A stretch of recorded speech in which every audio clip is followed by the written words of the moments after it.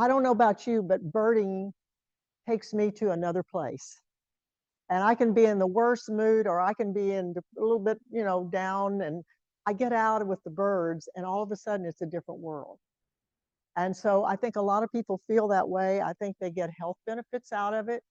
I think they get mental health benefits as well as physical health benefits. So it's so sad when we have people who would get those benefits who are not able to get them because there's some barrier. Now, say, well, I'm not a leader of a work. All of us need to know what Freya is going to tell us tonight, because if we are sensitive to the challenges that some people have, then, just being in the group with someone and knowing what to do and what not to do to be a nice person in a group.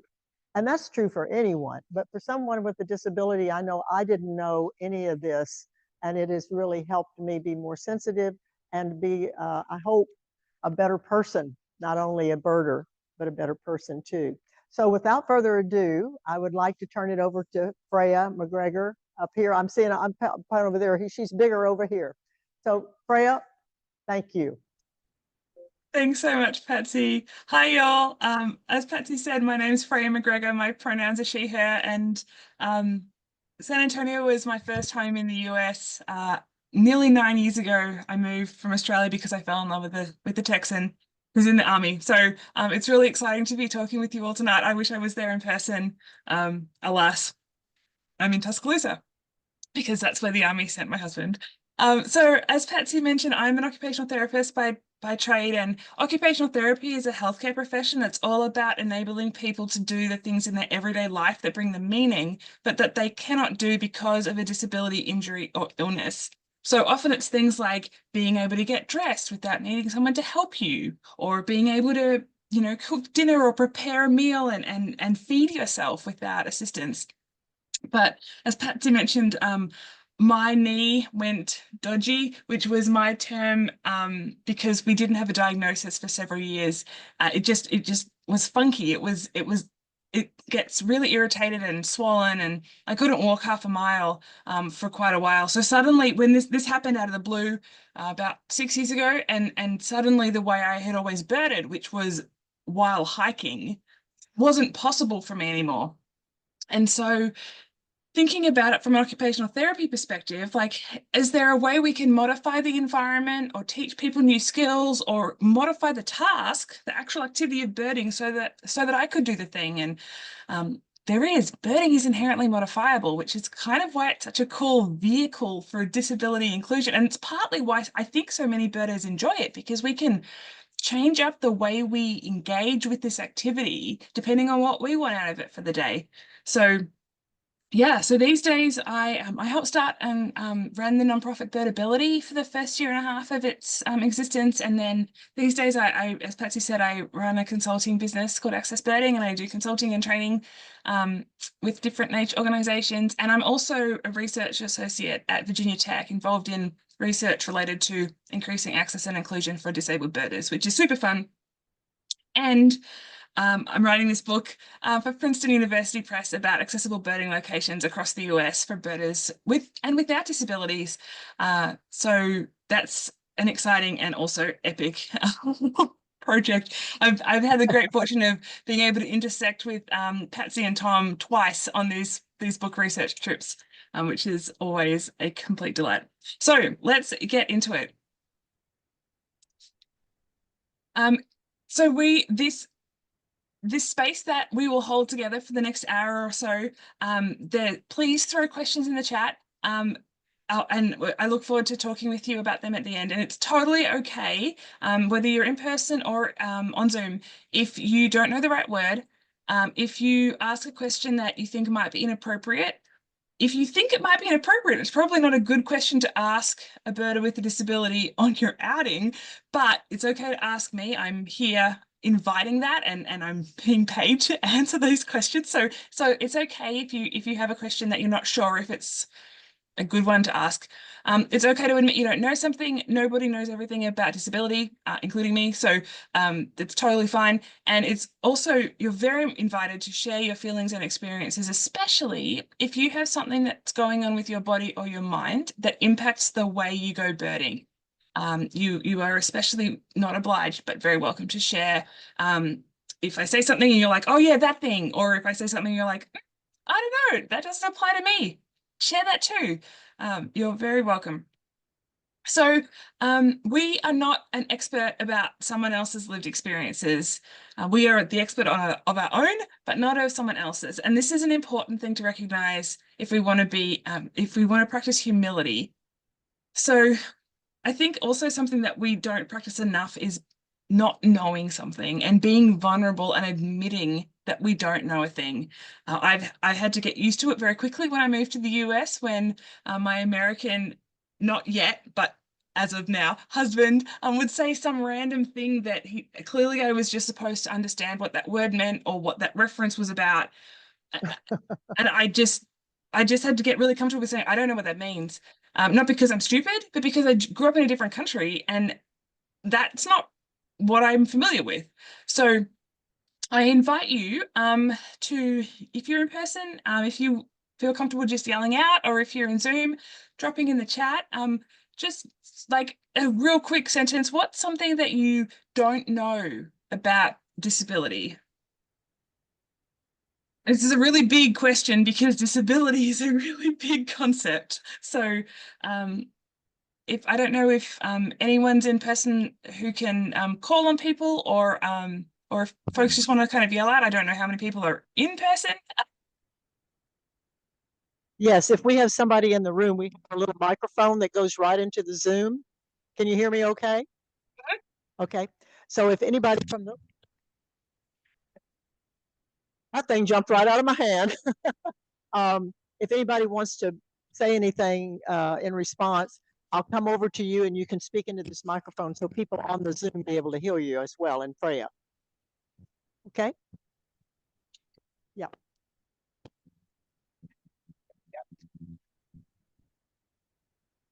Hi, Freya. I have more of a comment than a question. I work sometimes with people who are deaf and plenty of neurodivergent people, including myself, and I often find myself thinking about the mental real estate that it takes to operate in the world as someone who's got a mental disability or a physical one, and all of the little things that you have to do to be understood that maybe other folks that aren't like you don't have to do, and it's different for everybody. And just that that's tiring. I think about that, and it might prevent someone from wanting to go out and be in the outdoors because they just are tired and they're maybe too tired to want to go do something that they would actually enjoy, which is sad. And that's just something I think about. Yeah, thank you for sharing that. There's I wanted to kind of jump into consulting mode and be like, how can we problem solve this? And how can Fair Audubon like help remove some of those barriers? But I'm not wearing that hat right now. I'm wearing the education hat. But yeah, thank you for sharing that.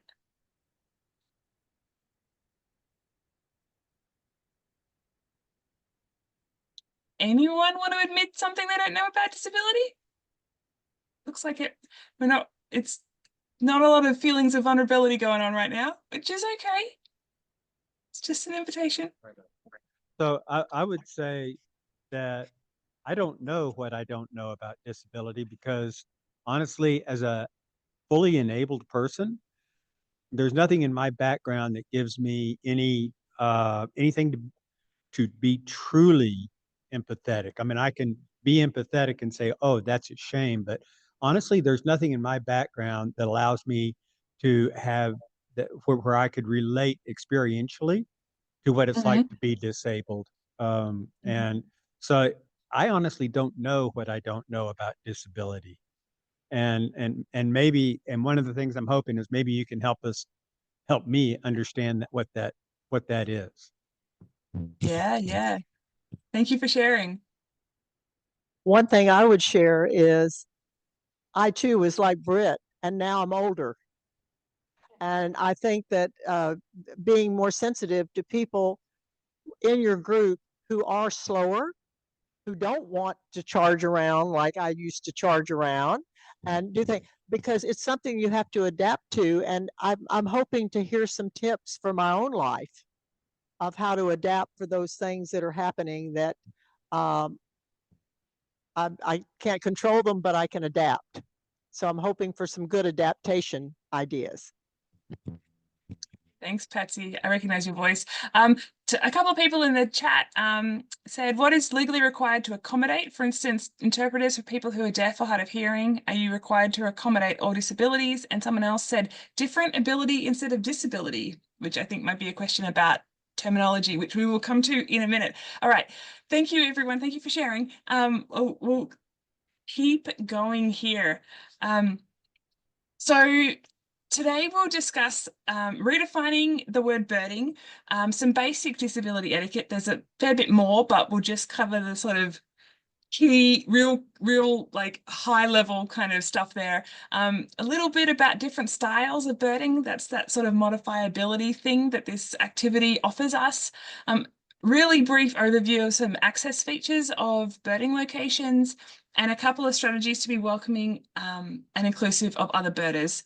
And then what you're going to do next, because this is not the end of this conversation, I hope. So let's get into it. So disability, one definition of disability is a physical, mental, cognitive, or developmental condition that results in activity limitations or participation restrictions in everyday tasks. So I heard just earlier mental being used. And so mental, we're often talking about like mental illness, mental health, things like depression, anxiety, and post-traumatic stress disorder. And cognitive also happens in your brain, but cognition is thinking and learning. And so they're kind of distinct sort of ideas, because how we think and learn is not the same thing as the way that our mental health operates, if that makes sense. So they're both in the brain, but they're sort of different things. They have very different kinds of impacts. So disability is not always visible. That's really, really important to keep in mind, because it's really easy to think, oh, well, I can't see you using a wheelchair. I can't see that you have hearing aids on, therefore nothing is present. And that's often inaccurate. And disability is also not always diagnosed. So this helps us, keeping this in mind helps us stretch our brains out even further from what we think of when we think about disability. So my dodgy knee, right? It turns out I have chondromalacia, which is fissuring in the cartilage on the back of the kneecap. But for the first few years, it was present enough to make me symptomatic, to really impact my walking, but it wasn't present enough that it showed up on the MRI. So, sorry, my slides are weirdly advancing themselves. There's a gremlin, I think, in my computer. So there's a talk in the disability community about a diagnosis being a privilege. Sometimes our bodies are doing weird stuff that doesn't fit in these nice, even categories. And so we don't necessarily have a diagnosis. Knowing this means, helps us remember that it's more important sometimes, almost all the time, especially in birding, to ask people what their access needs are. It's not really relevant what their medical history is. It's often an invasive question to ask someone. It's private information a lot of the time, but what do you need to be able to access this activity and participate to the fullest? Disability can also be permanent or temporary. Permanent disabilities like spinal cord injuries, temporary disabilities like you broke your leg and you're in a cast for a few weeks, and after that, hopefully, your leg will be good as gold. So again, we're stretching this disability definition really, really far out. And disabilities can also be variable or consistent. So, oh my gosh, I'm going to stop sharing and just check the settings of my PowerPoint, because this is driving me nuts. Why does it think it can change whatever it wants to without approval? So variable disabilities include things like chronic illnesses. They can change from week to week, from month to month, and even within a day, the symptoms can change. So something that was entirely doable in the morning might become impossible or really, really challenging in the afternoon. And then, sorry, I'm just trying to change the setting here. There it is. Okay, got it.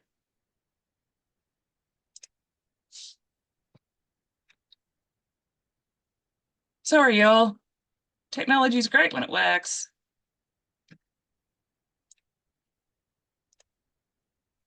Permanent disabilities, temporary disabilities, variable or consistent. Yeah, so consistent disabilities. If you're blind, you're blind. That's not a thing that changes very much. But if you have low vision, there are some eye conditions that cause low vision that, like a chronic illness, sort of change from day to day. So you might see someone who might have more access needs on one day, and then another day they have less access needs. And it doesn't mean they're faking it. They're not faking it. Why would they bother faking it? It's just that these things aren't always exactly the same all of the time.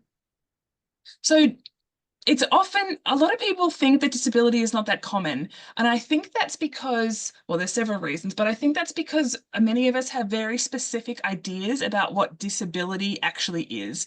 And hopefully, if you did have a very specific idea, hopefully we've already started to expand that idea just from that discussion on that slide earlier. But it turns out, according to the CDC, 1 in 4 Americans has a disability, which is a lot of people. This is not a conversation about us and them. This is just a conversation about us. And as Patsy alluded to earlier, the older we get, the more likely it is that some part of our body or mind will start kind of running out of steam a bit. You know, it's been on the planet working real hard for a long time, and things start to, you know, need a little bit of upkeep. So this is just a conversation about all of us. In a survey that I was part of at Virginia Tech, we also found, and this is a really interesting stat, that 39% of American birders have a disability. That's a lot more than 25%. That's more than 1 in 3. So I don't know how many people are in the room in person right now, but there's 20 on Zoom. So 7 of us? Maybe. So we didn't, and the thing about this statistic, I've had several people be like, really, that doesn't seem right. Well, we didn't say, the question in the survey wasn't, do you have a disability? Because disability is also an identity. I identify as disabled, but someone else with a dodgy knee might not. They might be like, no, I just have a dodgy knee. I'm not disabled. And that's okay. We're all allowed to identify as we like. If we'd asked the question, are you disabled? The response wouldn't have been 29%. There's no way. But we asked about accessibility challenges, and is there something to do with the way your mobility, the way you walk and move around, your cognition, your thinking and learning, these different kind of more functional questions about hearing and about vision.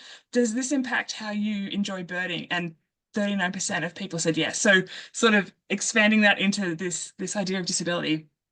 At any rate, this is a lot of folks. So we need to be making sure that these folks, us, are included and able to enjoy all the cool things that we do in the birding community, because being part of this community is so fun and we want to be part of that. Before I go on, I just need to mention intersectionality. So we all have multiple identities. I am a white female cisgender. That means I identify as the gender I was assigned at birth. The doctor pulled me out and said, it's a girl. And I am a girl. I don't identify as male or non-binary.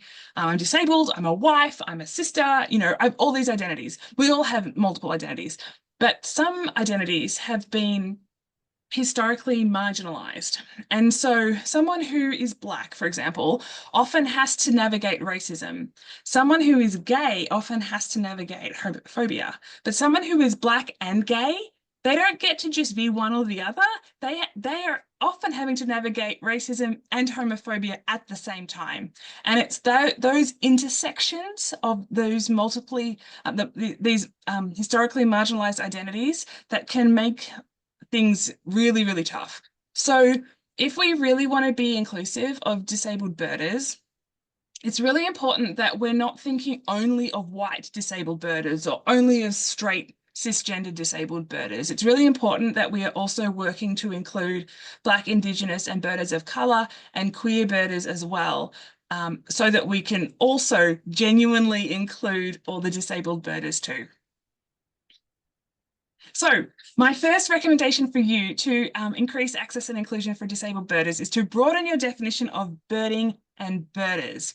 So birding, I am on a mission to redefine birding. I have shared this definition with probably thousands of people at this point across the US, and it tends to get met with a lot of enthusiasm, which is really cool. It shows me that I'm onto something. So my definition of birding is the act of enjoying wild birds.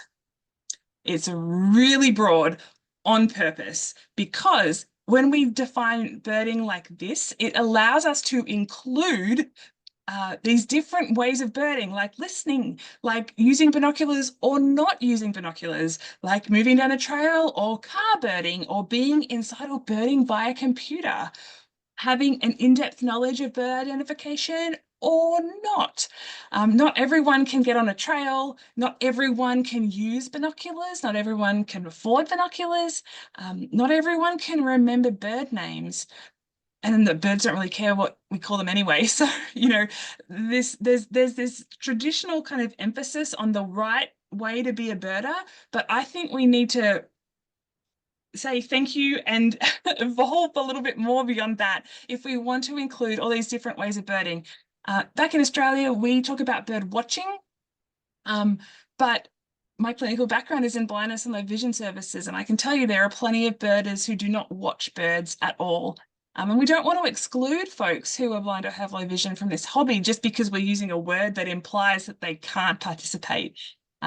This word also helps remove that you might have sort of run into this sort of hierarchy of like, who's a real birder versus a bird watcher, and you know, I've met lots of folks who say that they don't know if they can identify as a birder yet because they don't know if they've been doing it long enough, or if they've seen enough species of birds they've got on their life list, or if they like are skilled enough at bird ID. Like who's qualifying you? That doesn't exist. So using this definition lets us open our arms really wide and welcome everyone into this hobby. And if someone says they enjoy wild birds, I say, that's really cool. That means you're a birder, like welcome in. And it's really, really awesome watching people's faces like light up, like, oh, I can take that and like be part of that community. So think about that when you're interacting with new birders or folks who are like unsure if they belong. This is a really cool way to like pull them in. Okay, so my second tip is to learn some basic disability etiquette, which Patsy said she wanted to learn a little bit more about tonight. Again, this is just a sort of brief overview, but this is really, really helpful, because even if we want to lead with love and kindness, and people can usually tell if you're trying to do that, but it's good to have a little bit of confidence to know that you're on the right track with this. So there's a comic on the screen. It shows someone talking to a person sitting in a wheelchair, and the person who starts speaking says, "So what do you prefer to be called? Handicapped, disabled, or physically challenged?" And the person in the wheelchair says, "Joe would be fine." And underneath this comic, it says that most appropriate label is usually the one people's parents have given them. However, we need to update that slightly. The most appropriate label is usually the one people have chosen for themselves.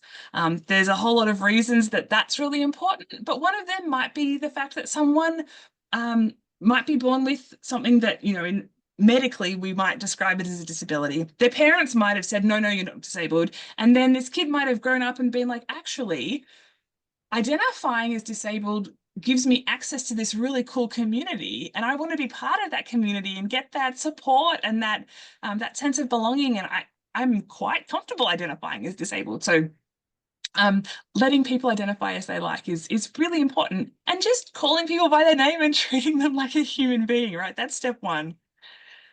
People are often concerned about words with disability, and for sure, language is always evolving. There's a whole lot of words that Shakespeare wrote down that we don't really use anymore.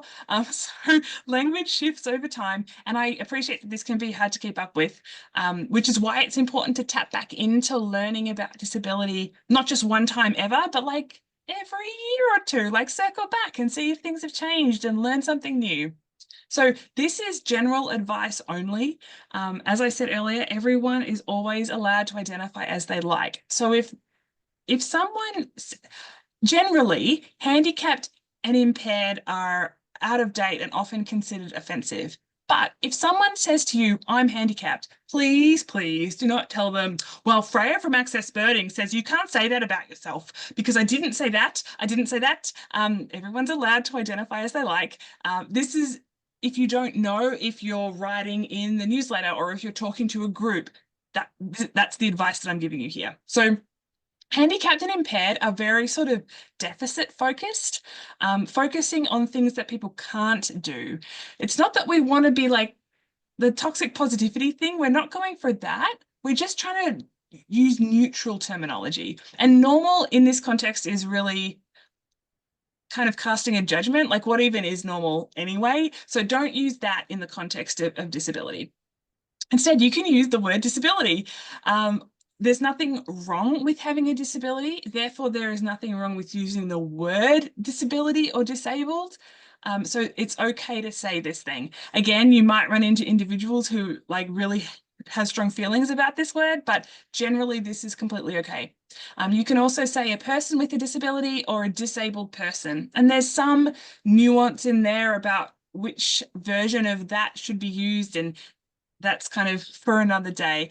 There was a comment in the chat earlier about different abilities versus disabilities, and generally the disability community is not really big on these sort of euphemisms where we're using other words to try and avoid the word disability or disabled, because that implies there's something wrong with that word and that you should probably therefore be ashamed if you in fact are disabled.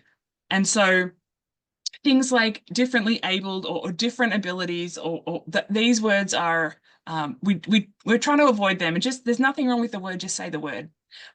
Different abilities also imply that for some people, that maybe the person who's blind can like predict the future, or the person who can't walk maybe can see through walls, and that's not true either, and that's sort of like bizarre to kind of imply they don't know, there's no like swap out well, you don't have that particular functional capacity, so here's another one. That's not a thing that happens. So yeah, just using the word disability is just great.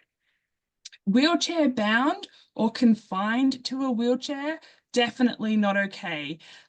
These words also are really deficit focused. They imply that someone is stuck in their wheelchair, that their wheelchair is kind of a trap, that they're, you know, they're tied up in a rope in that wheelchair. And this, it couldn't be further from the truth. Wheelchairs are freedom machines. Without the wheelchair, someone might be confined to their house or their bed or whatever, but the wheelchair is not the thing that is limiting them. The wheelchair is the thing that's letting them go out and do the stuff. I use a wheelchair occasionally, and absolutely a freedom machine. So instead, again, we're just going for neutral language here. Someone is a wheelchair user. They use a wheelchair. Special needs can be a little tricky. It often falls into that category of euphemisms, and so try, you know, words that we're using because we don't want to say the actual word. But special needs is often used in educational settings. So if you're working with kids, that's often the language that is used. But generally, avoid special needs. It implies that the needs that someone has are special, when actually the needs that they have are probably to feel included and to be able to access the experience like everyone else. And that's not special, that's totally standard. So special needs can generally be removed. Often we're talking about people who are autistic or who have autism. And if we heard earlier from someone, neurodivergent, if you're not familiar with this term, this is not a medical diagnosis. This is a community generated term. It's about, it's an identity. It's sort of this umbrella term that celebrates all these different ways that our brains can be wired. So often people who are autistic, who have ADHD, who have dyslexia or dyscalculia, whose brains are wired differently to the typical, might identify as neurodivergent, as against people who are neurotypical. fully accessible and ADA accessible are pet peeves of mine. Claiming that a program or a location is fully accessible is a really big claim. It might be pretty good, but it's unlikely that it is like 1000% perfect in every single way. So I wouldn't make that claim about an outing or a trail or something like that. ADA accessible is an interesting one. So the Americans with Disabilities Act is a federal civil rights law that was signed in 1990. And part of the ADA includes the 2010 ADA standards for accessible design. And this is like building code stuff, basically. So it includes things like how much gradient ramps should have. And public buildings are obliged to comply with the ADA standards. You comply with standards. So something could be ADA compliant, but it can't be ADA accessible because that's not grammatically correct. If you wanted to describe something as ADA compliant, I'd also use caution because you need to be really confident that that's actually for sure correct. And unless you have the big, huge, like thick old booklet with all the different components that go into ADA compliance and you've done all the measurements and like you're for sure that that thing is true, I wouldn't be saying something is ADA compliant either unless you know for sure. Instead, you could just say something is accessible. That comes with an asterisk too, of course, because just because you say something is accessible doesn't mean it is. Anyone can say that about anything. So, but fully accessible and ADA accessible are not good choices. We'll talk a little bit more in a minute about access features of birding locations, which will help you know what to look for if you are hoping to find a trail, for example, that is accessible to the broadest variety of people. We also really like talking about people's access needs. So we all have access needs. If there was a building with 2 floors and there was no ramp, elevator, escalator, or stairs, none of us could get to that 2nd floor because none of us can fly or jump that high. So we all have access needs, but non-disabled folks have their access needs met by default. There might be stairs to the top to that 2nd floor, but only some people are having their access needs met with stairs. We might need an elevator or a ramp to get everyone's access needs met. So normalizing this, talking about access needs is really, really valuable. Access challenges, there's something often in the environment around us that is preventing us from having our access needs met, like a lack of a ramp or a big boulder in the middle of a trail or something like that. And then accommodations. This is not like hotels and camping sites. These are things that we might be able to add or change, especially in a program like your Audubon chapter meeting or on a bird outing, that might make it easier for someone to participate. Like a great example is Patsy having the microphone and taking it around so that people in person can speak into it so that everyone on Zoom can hear, because we all have access needs, right? But if you weren't doing that, the folks on Zoom, the access needs wouldn't be met because they wouldn't be able to hear what's being said in person. So that's a great example of an accommodation. A slight adjustment probably didn't cost that much. You have to remember to do it though, but it makes everything more accessible and inclusive. Okay, here's some basic disability etiquette in the context of birding. Just three here for you. So the first one is normalize accommodating access needs. As I said before, everyone has access needs. So invite everyone to share their access needs. You can do this in 2 places. One is if you have registration for events, you can have a question. What access needs do you have? That's all you have to ask. You might have a list of like possible access needs, check all that apply and add one at the bottom if, people will say things like, well, I probably need to sit down after half a mile of walking. Okay, well, we can incorporate a rest break and do some stationary birding. They might say, well, I'm deaf in my left ear, so could you stand on my right side when you're talking to me so I can hear you? Sure. That's the sort of access needs birders are sharing. It's nothing dramatically huge or expensive or like really complicated to figure out. Like it's pretty straightforward. But if you don't invite people to share the access needs, often people don't want to be a burden, and this hasn't been normalized. So they're not necessarily comfortable in saying, hey, just FYI, can you please help me feel included by meeting this access need? So registration forms, and you can invite everyone to share their access needs at the beginning of outings, and I'll explain how to do that shortly. Trust people to tell you what they need. Folks aren't making this stuff up. Why would they bother? Like, that's not a thing.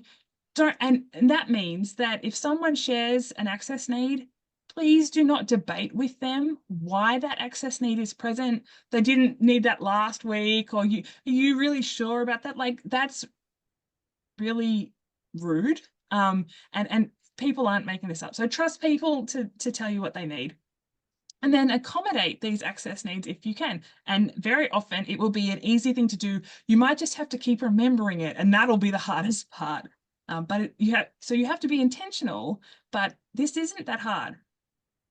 The second thing for disability etiquette is to talk to everybody like they're regular people, because they are.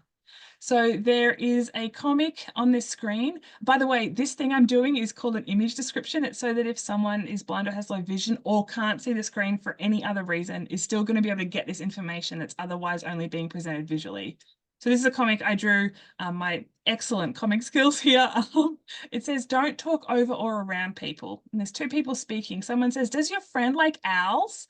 And the other person says, why don't you ask her? And there's someone who's sort of out of the frame, bit shorter, thinking to themselves, I'm right here. Maybe this person is short. Maybe this person is seated in a wheelchair or on a mobility scooter. A lot of people with a visible disability have this experience of being talked over or talked around when you could just ask that person directly. So please always talk directly to the person that you're trying to communicate with. They might have a friend or a support worker or someone with them. Great, cool. If you're trying to talk to that person, talk to them. If the friend or the parent or whoever answers, also great. Keep talking to the person that you were trying to communicate with. It's showing respect, right? If they have some kind of communication disability, they will almost certainly have a way to communicate back to you. Be patient. You're going birding, like this isn't a massive hurry. Like if it takes them a minute to form their words, or they're using a communication device to communicate back with you, that's awesome. Just hang out for a bit and let them communicate back. But keep talking to the person that you're trying to communicate with, and talk the same way you would talk to a non-disabled person. Don't talk down to somebody. Don't talk to them like they're a baby. Oh, it's so great to see you out here, is like super condescending, right? So just don't talk extra slowly, because that makes it harder to understand what they're saying, right? Like that's not helpful. Unless you talk really fast all the time, maybe get down to the regular speed, but just talk the same way as you would to a non-disabled person, and carry on. And then thirdly, please be mindful of who's in the front and who's in the back. This happens a lot in birding outings. Often folks who are seated in a wheelchair or in a mobility device, or they've sat down because they really needed to have a rest on the bench, or they brought their own little foldable like trail chair, often can't see through all the standing people. So there's another comic on the screen, and it says the same thing. Be mindful of who's in the front, who's in the back. And there's 3 standing people getting excited, looking through binoculars, and there's someone seated in a wheelchair behind them who can't see through the standing people. If you are leading an outing, or if you're not leading an outing, you too can be an ally and say, you know, hey, Sally, do you want to scoot up the front so you can see as well? Or, hey, everybody, could you make way so Sally can get up the front? Sally's not going to be blocking anyone's view if she's seated in a wheelchair, because she's probably shorter than everybody else there. But if she's at the back, she can't see anything. So please keep your eyes out for that. And again, a lot of this stuff, it's really awesome if the leader is thinking about this, but anybody can be that advocate and help folks feel included. A lot of people are worried about offering help, and this can be a little tricky, but it's really, really easy if you follow this handy flow chart. So what you do first is you don't assume someone wants your help. They might not. Even if it looks like they're struggling, they might not want your help. It's not help if it wasn't wanted. It's just obnoxious. So instead, your question is, would you like some help with that? And if they say yes, please, you have to ask another question, and that is, how can I best help you?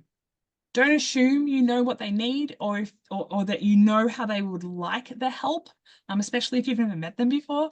They are the experts on themselves, so let them be the experts and let them guide you in what help that you can offer.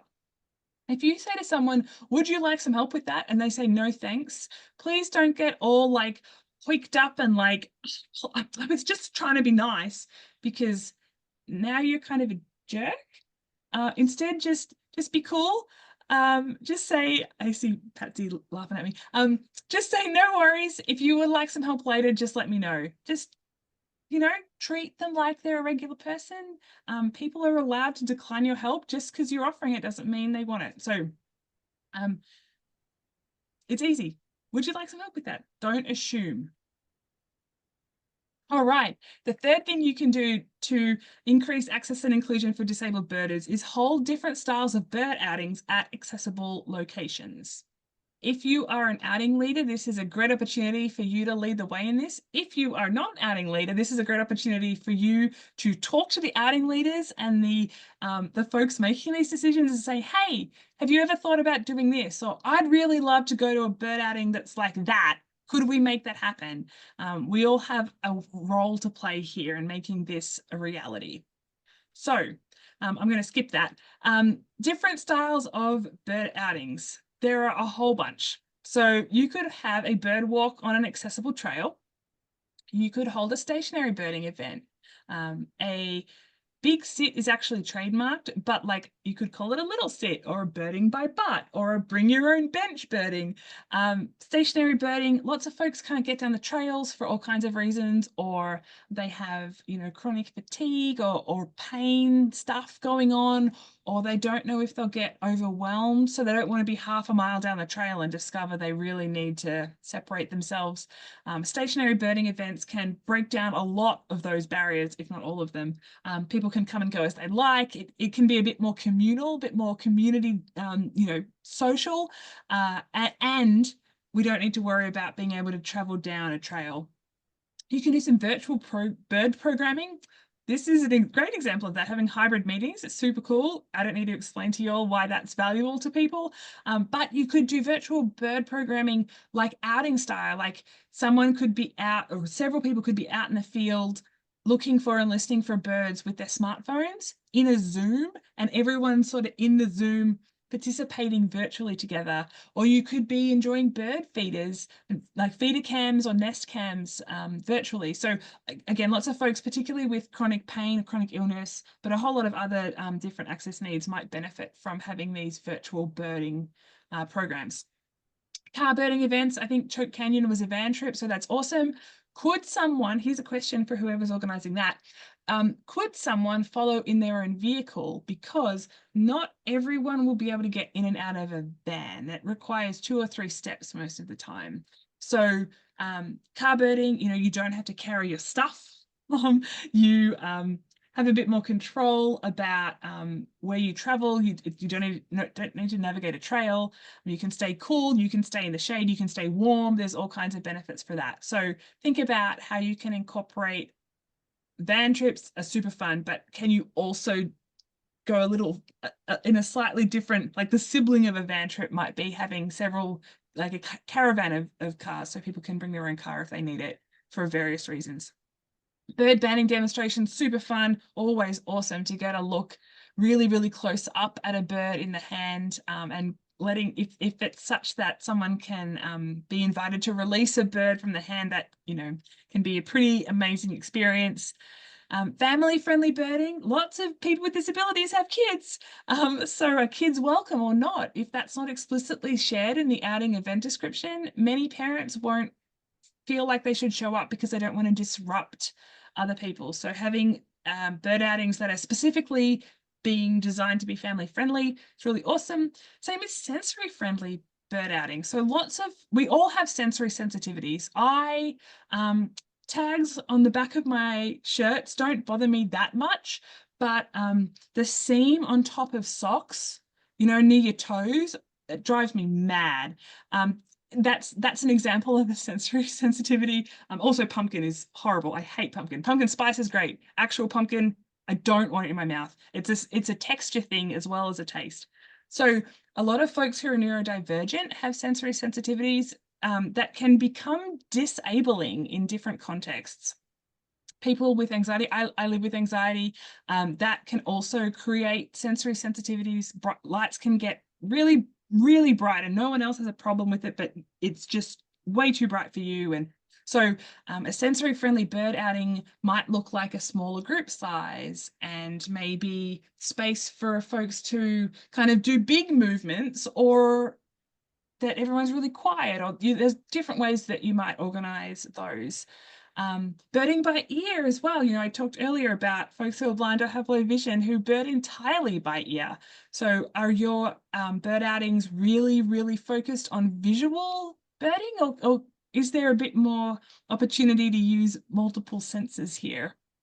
And then urban or inner city and like localized birding events. Lots of folks with disabilities drive, and lots of folks with disabilities can't drive or don't own a car, and public transport might be non-existent or not accessible. So having events in lots of places where people are able to get to them without their own wheels can be the way that these folks are able to participate.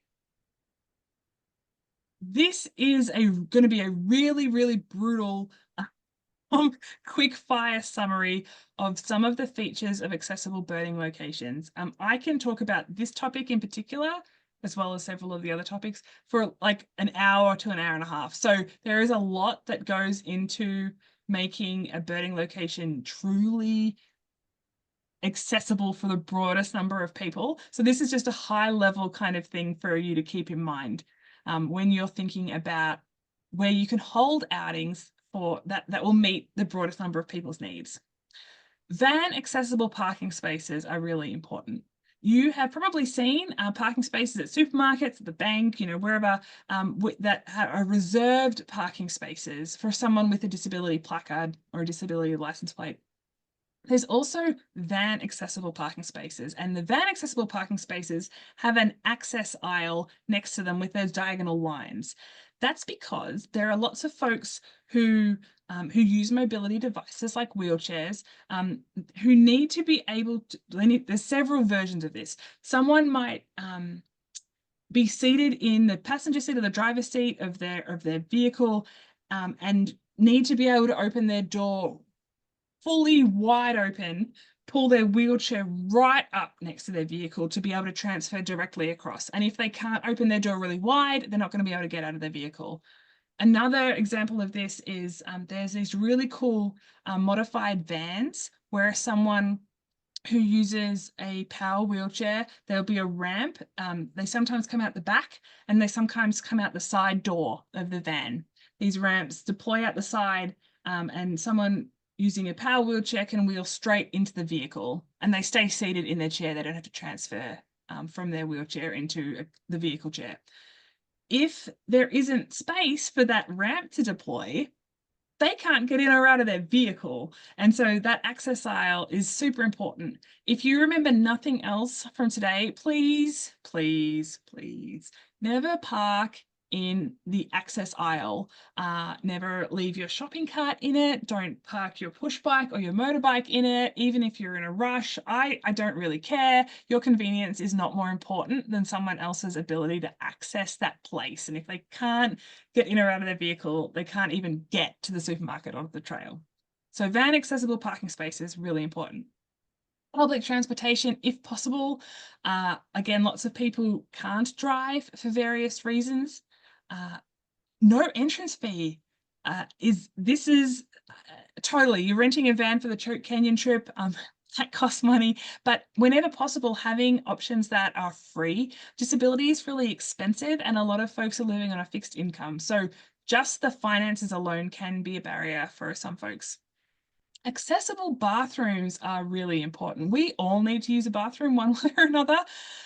And there are very, very clear that I mentioned earlier, the ADA standards for accessible design, very specific requirements for bathroom stalls, the width, where the grab bars are located next to the toilet, how high the toilet is, like all these different things.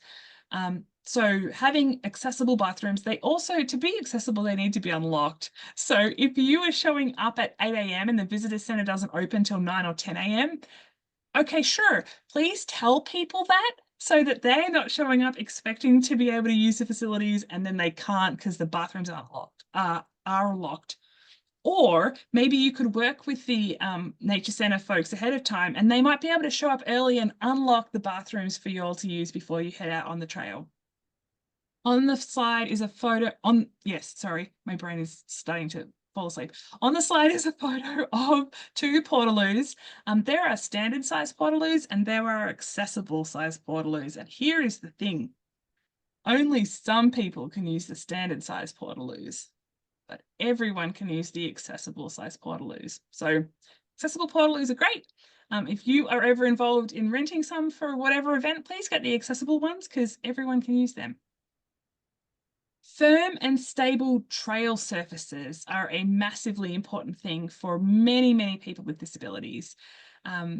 So asphalt, concrete, boardwalks, these are hard-packed crushed stone. These are usually firm and stable.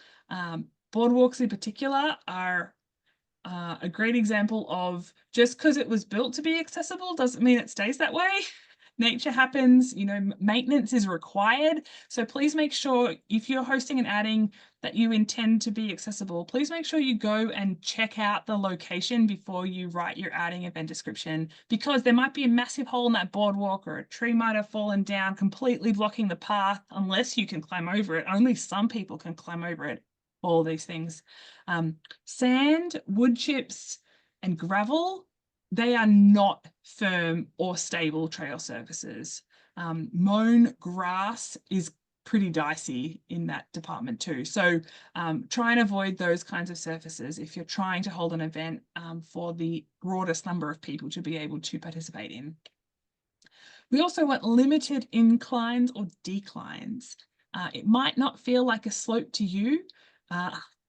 My knee, I can do some slopes now, but when it first went bad, any kind of incline, even just the tiniest thing, like it would just, my knee would just end up so swollen and painful.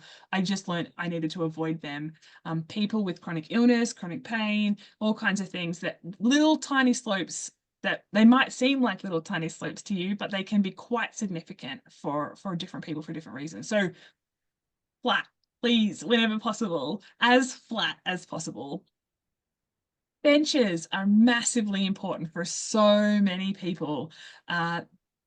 Being able to take a load off, to rest, to get your breath back, to decrease some pain for a minute, super, super valuable. So if there are several benches along the trail, or if there's a spot where there's several benches and you can like plan on having a stop there for folks to just rest or to do some stationary birding, super, super valuable. Benches are awesome. Okay. Fourth thing we're going to do to increase access and inclusion for disabled birders, to create a friendly and welcoming atmosphere for all attendees. We've talked about the physical environment and how that can support birders with disabilities. The social and cultural environment can also support people or create barriers too. If folks don't feel welcome to show up, that can be just as much barrier as having a trail full of sand. The good news is this isn't that hard to do if you're trying to do it on purpose. So some tips for being a welcoming and inclusive birder. Introduce yourself with your name and your pronouns. My pronouns are she, her. This is important if someone is transgender or non-binary. You can't tell someone's pronouns just by their appearance, and there are plenty of people who use pronouns that are different to the pronouns you might assume that they use. This is really, really easy. This is like a 5-second job. So I haven't yet heard a good argument about why you wouldn't do this if you want to create an inclusive space. So you might have heard me at the start. I introduced myself. I said, my name's Freya McGregor. My pronouns are she, her. That's all you have to do. It's really easy. You can wearing a name tag is also super helpful for all the people, that includes me, who are terrible at remembering names. That way, especially if you're a leader, that way people know like what name to use if they've forgotten already. And you can add your pronouns to your name tag too. Really, really easy. Avoid making assumptions about someone's birding experience. I think we do this a lot, and I'm not exactly sure why, but people make judgment calls all the time about somebody just based on what they look like. There are 70-year-old birders who are brand new. There are 15-year-old birders who know more than I will ever know about birds. So age is not a good judgment of someone's birding experience, skill, enthusiasm. Neither is their visible disability or their non-apparent disability, so, or their gender or any other thing you can see on a person. So instead of asking someone, are you a new birder, or how long have you been birding, because these might really make them feel othered, instead you can ask, have you been birding around here for long? As Patsy mentioned, my husband's in the military. I've lived in 4 states in the US, and I've tried to tap into birding communities in all of those states. And every single time people, they're trying to be nice, they're trying to have a conversation with me. How long have you been birding? This assumption that because they've never met me before, I'm probably brand new.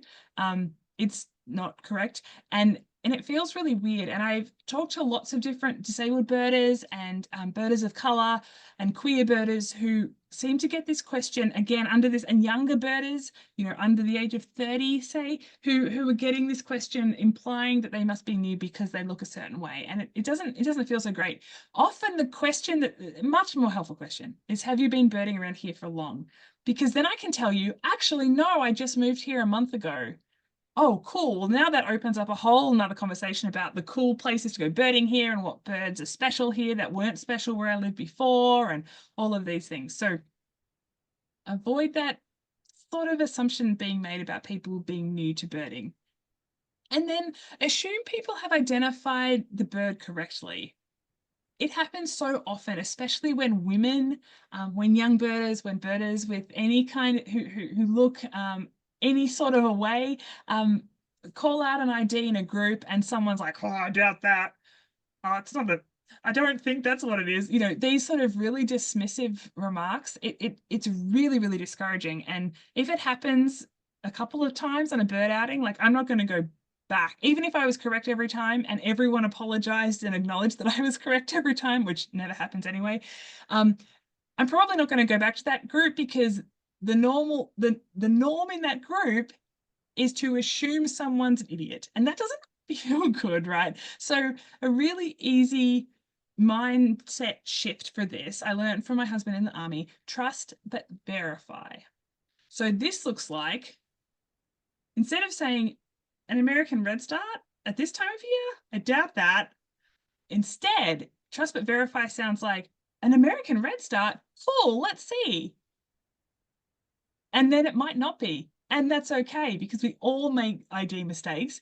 But now, because you've made it friendly and not this kind of hierarchical outdoing each other thing, now there's an opportunity to explain like why that wasn't an American redstart, or what other bird it was, and maybe the bird's gone. And unless you're doing a census, does it really matter if someone misidentified a bird? Probably not. So trust but verify, really, really easy, but really significant mind shift. I mentioned earlier about inviting people to share their access needs at the start of an outing. And this is how I encourage you to do this. This welcome statement, I have used this at the start of bird outings, and many times, and it makes such a difference to the general atmosphere, the social norms of the space. A lot of folks show up and they just want to go birding, or they say hi and then it's like, all right, we're going, and everyone just blasts off down the trail. Spending 5 or 10 minutes to do this can really, really change the feeling in a group. So this is what my welcome statement anatomy looks like. First, you greet the group and share your name and pronouns. Hi, everyone. My name's Freya. My pronouns are she, her. Then you be excited, share your enthusiasm because it's contagious. If you can't really be bothered and you're just kind of here because you are, like, why should I care what you're telling me after that? Like, that's not interesting. Get excited. You all have Patsy right there as an incredible role model for how to be enthusiastic, and share your get contagious about your enthusiasm. People latch on. It really helps. Share that you don't know everything about birds. Hi everyone, my name's Freya. My pronouns are she, her. I don't know everything there is to know about birds. That's okay. Nobody does. That's why there's a whole lot of people researching birds, like the folks at the Cornell Lab of Ornithology. That's all you have to say, or some variation of that. But normalizing that, being vulnerable and honest, and normalizing that no one knows everything about birds does two things. It lets everybody else not have to know everything about birds. It gives them the safety to maybe make a bird ID to the group that they're not completely sure of. It also takes you off the hook if you mess it up, which is very great, to not have that pressure to be perfect every single time, because we all make mistakes. Invite questions and for people to point or yell bird. This is super fun. Like literally you say, if you have any questions, please ask. If I don't know the answer, someone else in the group might, or we can Google it, or it might remain a mystery, but please ask any questions. If you see or hear a bird, please don't worry if you know its name or not, just point and yell bird. Again, we're trying to take away this kind of traditional idea of you have to know the bird ID, otherwise you better not speak because you'll probably be ridiculed. That doesn't feel so good. So people often don't offer that bird ID. Sometimes they're enjoying a really cool bird and they can't think of the name and they don't tell the group because they don't want to feel stupid. And then everybody missed out on that really cool bird. So point and yell bird evens up the playing field, and watch people do this. It's really fun when they start doing this in the group. And then go around the group. This is the big magic happens here. Go around the group and invite participants to share their name, their pronouns if they feel comfortable, and if they have an access challenge, and it would be helpful for everybody to know about it. So name is really helpful, right? Once I've heard your name and you've heard mine, like we can be friends now. Pronouns, if they feel comfortable. You should never force someone to share their pronouns. They might not feel comfortable telling you, being potentially vulnerable and telling you their pronouns.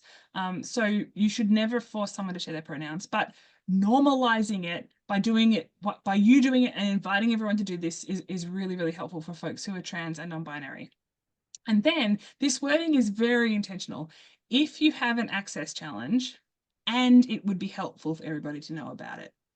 You're not forcing anyone to disclose their medical history or their diagnoses or anything like that. You're framing it about access challenges, and you're not making them disclose it. It's an invitation. Often people will be very glad to tell the whole group, oh yes, well, I'm deaf on my left, so please stand on my right. They can tell everyone at once that. They don't have to tell every single person one by one. Or I say, hi, my name's Freya, my pronouns are she, her. I have a dodgy knee. If there's a bench, I will probably be sitting on it. I'm not trying to be lazy. I'm still leading the outing. I just need to rest my knee whenever I can because standing's a lot harder for me than sitting. That helps me too, because now I don't feel like I'm going to be judged by everybody if I need to take the load off my knee. So it's really, really cool normalizing this, and truly this is such a powerful tool for creating an inclusive and welcoming feeling in your bird outing. And then the fifth recommendation to increase access and inclusion is to be kind, be humble. It's okay not to know everything. Admit you don't know. Hey, I'm not sure what's the best language I should use here, or hey, can I be of any help to you? Instead of assuming you know how to help someone. Be intentional. You have to do this on purpose. If you don't do it on purpose, the default will stay, which is that disabled people are not being included. and you have to keep learning. This is just the beginning. If maybe you've begun already, maybe this is not the beginning, but this is not the end. Please don't let this 1 hour be the end. There's so much more to learn about disability, about inclusion, about accessibility. Please keep going on that journey. We need all the allies we can get. And we all have a circle of influence. You might not have 10,000 social media followers, I don't, or a huge television show or something like that, but you all know people. You know people at Bear Audubon, you know your family and friends and co-workers and volunteers and random people on the trail. You can support new ideas. You can educate others about the access aisle and not parking in it. You can advocate for change, like, could we hold some more stationary birding events? And you can take action, like inviting folks you know with a disability to come along with you to go birding. So how will you impact your circle of influence? Before I stop sharing my screen, if you are interested, access.birding on Instagram or on Facebook. I share lots of information there. And there is a monthly newsletter too, if you would like occasional updates and advice about increasing access and inclusion for disabled birders. You can sign up for that at accessbirding.com. And very exciting, this hasn't been like publicly announced yet, but I'm just about to launch the Certified Access Birding Outing Leader training program. It's not unrelated to the Texas Master Naturalist program. I'm a big fan of that, and I very much miss being a Texas Master Naturalist. I have shared, workshops and slide decks like this to lots and lots and lots of people, and many times folks say that they want more, and an hour just scratched the surface, and just told them all the things now they realize all the things they don't know that much about. So this is a 20-hour certification over 8 weeks. There's 3 self-paced modules a week, and then a weekly live session to dive deeper and ask questions about all things related to access, inclusion, disability, and birding. Tomorrow night is actually the 8th week, the final week of the first cohort that I've been soft launch.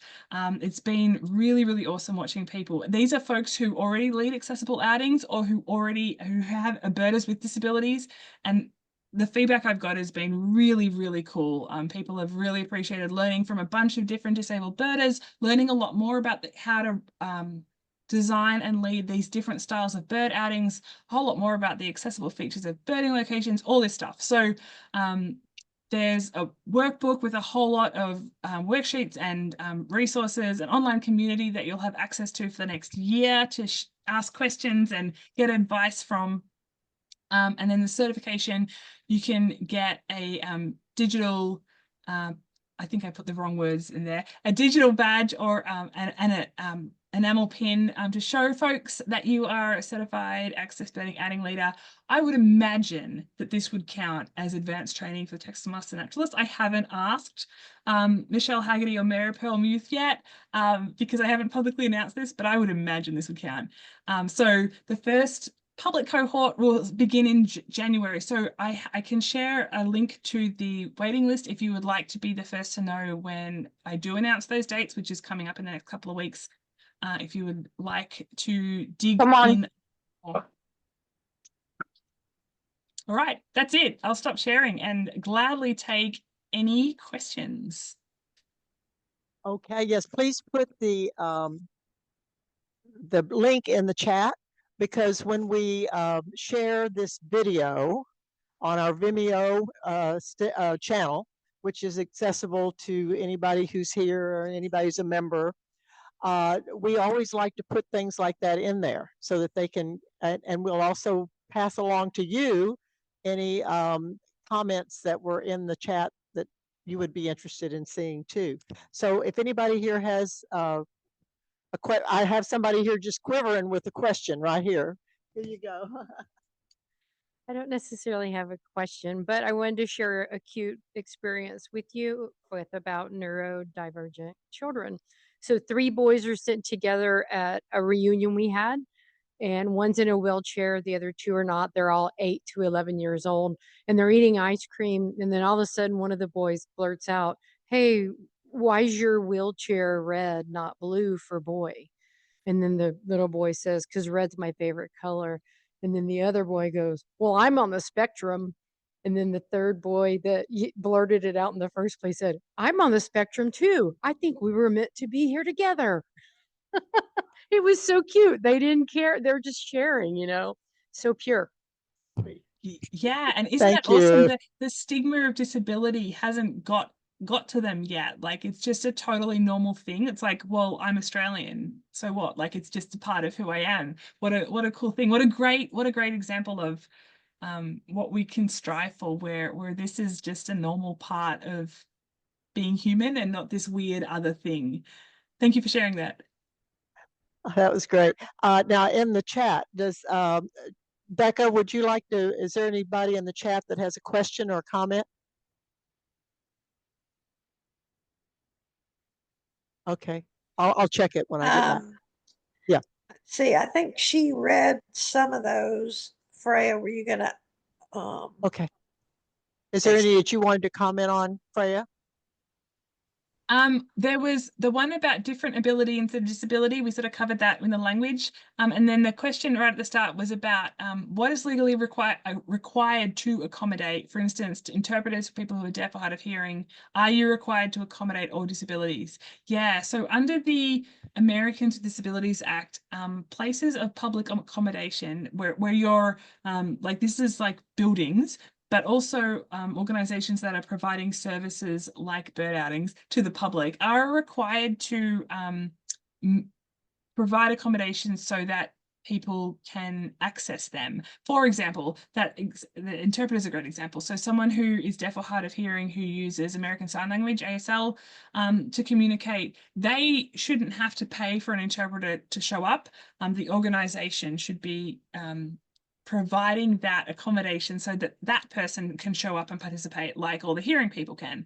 So that's an example of an accommodation. If you have this question on your outing registration form, if someone says that they need an ASL interpreter, they do cost money. That is something you would have to plan for ahead of time. They often need to be booked several weeks in advance. These are professional interpreters. They can cost $100+ an hour. But yeah, if someone's requesting that, there is actually an obligation to provide that accommodation so that folks can do all the things that non-disabled folks can do as well. There is a question, not a question, there's a comment in the chat too. As a legally blind birder, this is very interesting, but I have another Zoom to attend. So I guess they left. There you go. So there's someone in y'all's midst who might be really interested, perhaps. I don't know. I'm not speaking for them, but just throwing the idea out there about more birding by ear events, things like that. Okay, I have another question here in the room. And it's really more of a comment. I was glad that you started out by defining a birder, because I have been talking to some friends and I told them that here in San Antonio, we have such a high population of Hispanics, and I don't normally see people from the West Side or the South Side participating. And the person told me something very interesting. She said, well, I can understand why it isn't diversified. And I said, why?